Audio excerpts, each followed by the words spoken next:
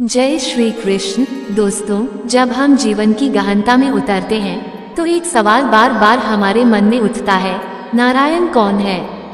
क्या वे केवल एक भगवान है जिन्हें हम पूजा अर्चना करते हैं, या वे उस ब्रह्मांडीय सत्य का रूप है जो हमारे अस्तित्व के हर अंश में समाया हुआ है? क्या नारायण और विष्णु एक ही हैं, या उनके भी अलग अलग रूप और गूढ़ रहस्य हैं? और सबसे बड़ी बात, नारायण का हमारे जीवन में क्या महत्व है? क्या वे हमारे लिए केवल एक दूरस्थ दिव्यता है, या वे हमारी आत्मा के सबसे करीब हैं? इन प्रश्नों के बीच छिपा है एक अनोखा रहस्य, वह रहस्य जो सदियों से संत, योगी और दर्शन शास्त्री समझने की कोशिश करते रहे हैं। नारायण केवल एक नाम नहीं, बल्कि वह अस्तित्व है जो सृष्टि की शुरुआत, उसके संचालन और उसके अंत तक साथ रहता है। वे वही है जो अनंत ब्रह्मांडों के जनक हैं। वे ही हर जीव के अंदर मौजूद परमात्मा हैं, और वे ही अंततः हमें मोक्ष की ओर ले जाते हैं। इस वीडियो में हम उस दिव्य सत्ता नारायण की यात्रा पर निकलेंगे जो महाविष्णु, गर्भोंक्षा विष्णु और क्षीरदक्षाय विष्णु के रूपों में हमारे सामने प्रकट होती है। ये न केवल एक दार्शनिक विवेचना होगी, बल्कि एक आध्यात्मिक अनुभव की ओर पहला कदम भी होगा। तो चलिए इस रहस्यमय और अद्भुत संसार में प्रवेश करते हैं और जानते हैं कि आखिरकार नारायण कौन है और उनका हमारे जीवन में क्या महत्व है। नारायण सीमित नहीं है, वे परब्रह्म है, ब्रह्मांड का मूल तत्व, चेतना का स्रोत और सभी जीवों की गति व आश्रय। नारायण शब्द का अर्थ है नार यानी जल अथवा जीव, और अयन यानी आश्रय।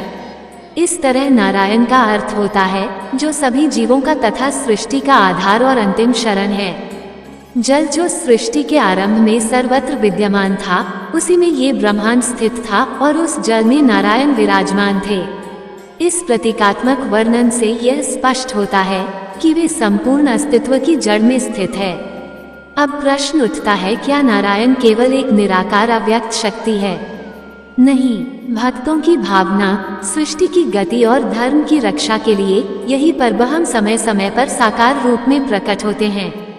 यही नारायण जब सृष्टि की संरचना, पोषण और लय की लीला करते हैं तो वे विभिन्न रूपों में प्रकट होते हैं, और यहीं से हम उन्हें समझ सकते हैं विष्णु के 3 विशिष्ट रूपों में, महाविष्णु, गर्भोंक्षाय विष्णु और क्षीरोदकशाय विष्णु।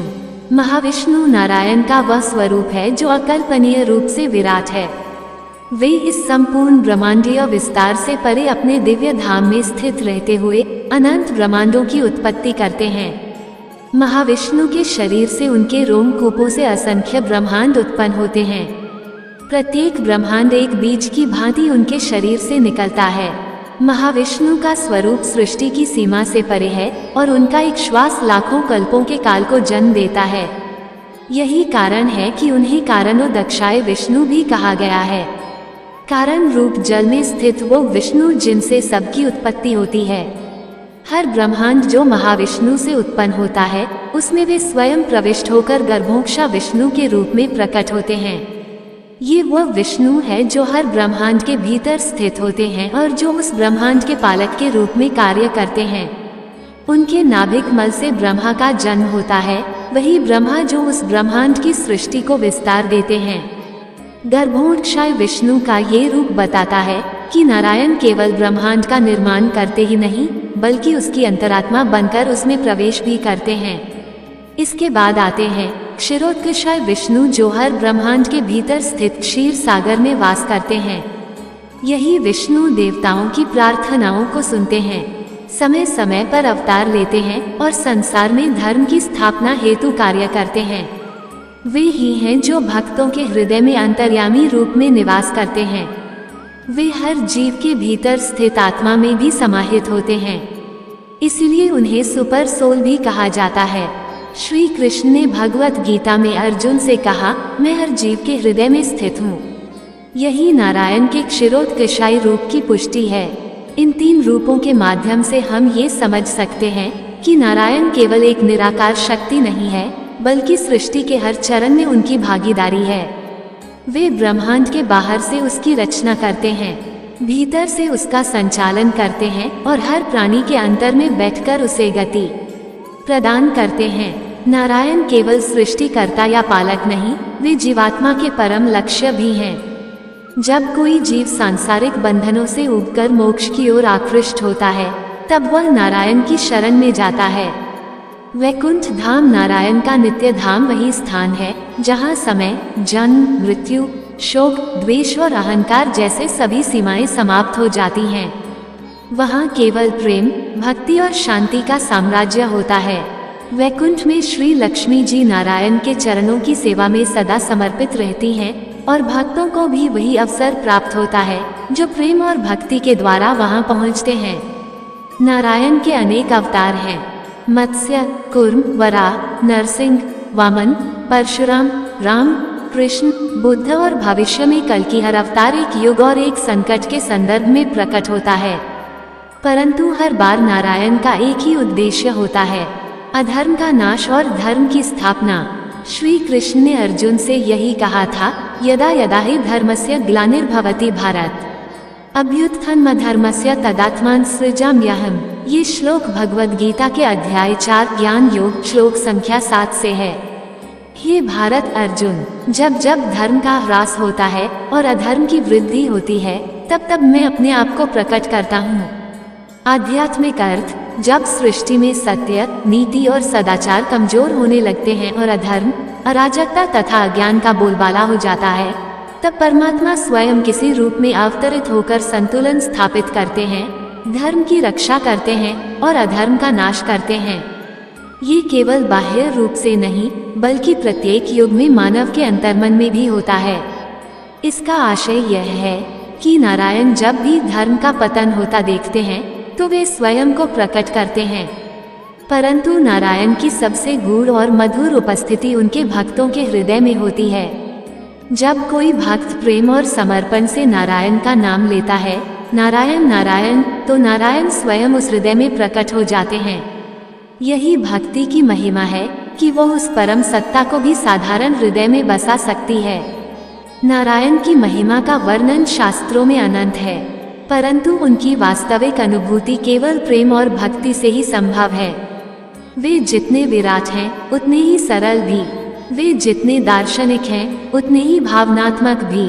वे एक साथ ब्रह्मांड की संरचना में व्यस्त हैं और साथ ही किसी भक्त के नेत्रों से बहते अश्रु में भी निवास करते हैं। इस प्रकार नारायण केवल एक कल्पना, एक प्रतीक या एक मूर्ति नहीं है। वे जीवन का केंद्र हैं। वे ही सृष्टि हैं, वे ही चेतना है और वे ही परम लक्ष्य हैं। वे महाविष्णु के रूप में अनंत ब्रह्मांडों की रचना करते हैं। गर्भोंक्षाय विष्णु के रूप में उनमें प्रवेश करते हैं और क्षीरोदकशाय विष्णु के रूप में जीव के भीतर प्रकट होकर उसे मोक्ष की ओर ले जाते हैं। इसलिए जब हम नारायण कौन हैं ये पूछते हैं, तो वास्तव में हम जीवन के मूल तत्व को, आत्मा की दिशा को और ब्रह्मांड के परम रहस्य को जानने की आकांक्षा कर रहे होते हैं। नारायण को जानना वास्तव में स्वयं को जानना है। उन्हें पाना ही आत्मा की पूर्णता है। इस प्रकार नारायण केवल एक भगवान नहीं, बल्कि सृष्टि के स्रोत, पालनकर्ता और अंतिम लक्ष्य हैं। महाविष्णु के विराट रूप से लेकर गर्भदक्षाय विष्णु के अंतरिक्ष निवास तक और क्षीरोदकशाय विष्णु के जीवात्मा में अवस्थित होने तक नारायण का स्वरूप अनंत और दिव्य है।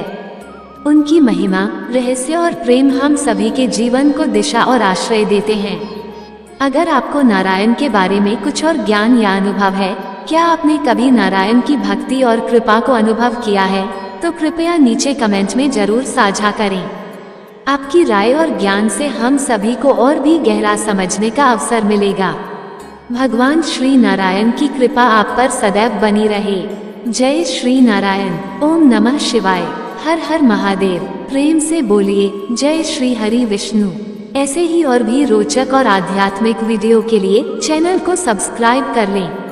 दोस्तों, आपको ये कथा कैसी लगी कृपया कमेंट करके जरूर बताएं। वीडियो पसंद आया हो तो लाइक करें और अपने दोस्तों के साथ शेयर करें। कमेंट बॉक्स में जय श्री कृष्ण लिखना ना भूलें। फिर मिलते हैं एक और दिलचस्प वीडियो के साथ। धन्यवाद। जय श्री कृष्ण।